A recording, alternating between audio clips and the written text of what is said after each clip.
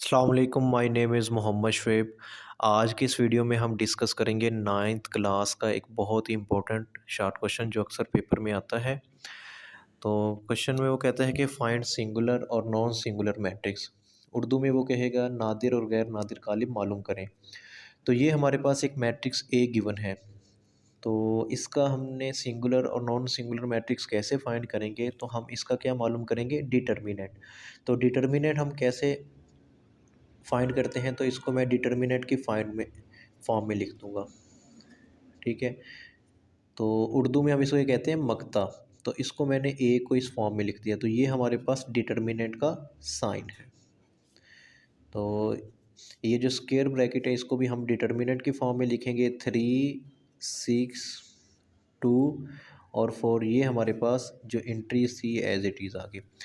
अब आपने इसको इससे मल्टीप्लाई करना है, 3 को 4 से, 3 को मल्टीप्लाई करेंगे 4 से, यहाँ पे माइनस लगाएंगे और 6 को 2 से, 6 को मल्टीप्लाई कर दिया 2 से, 3 4 द 12, 6 2 द 12। इसको आप सिंप्लीफाई करें तो हमारे पास 0 आंसर आ जाएगा।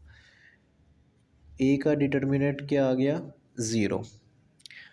अगर हमारे पास ए का डिटर्मिनेंट 0 आ जाए, यानी जो मैट्रिक्स गिवन है उसका आपने डिटर्मिनेंट फाइंड किया या मक्ता फाइंड किया, अगर वो ज़ीरो आ जाए तो हम कहेंगे कि हमारा जो मैट्रिक्स है, ठीक है, वो क्या है, सिंगुलर है।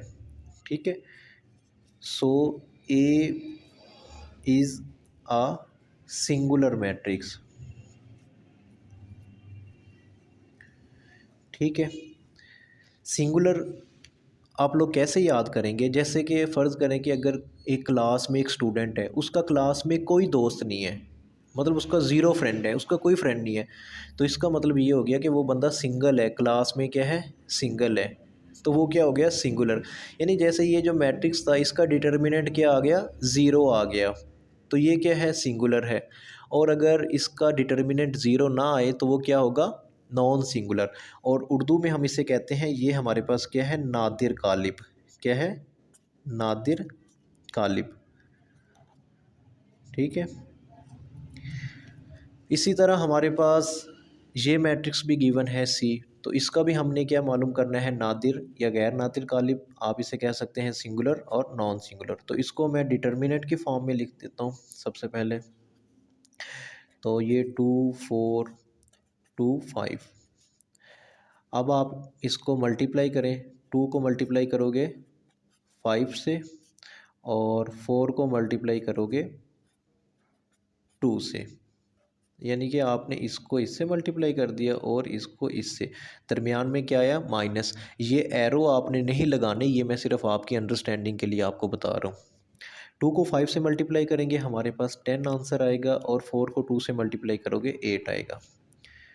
तो यहाँ पे आंसर हमारे पास क्या आ जाएगा, 2 आ जाएगा। तो यहाँ पे देखें कि हमारे पास जो इसका डिटर्मिनेंट आया है या इसका जो मक्ता आया है वो किसके बराबर है, ज़ीरो के बराबर नहीं है। ठीक है, so determinant of matrix is not equal to zero, so given matrix is non singular.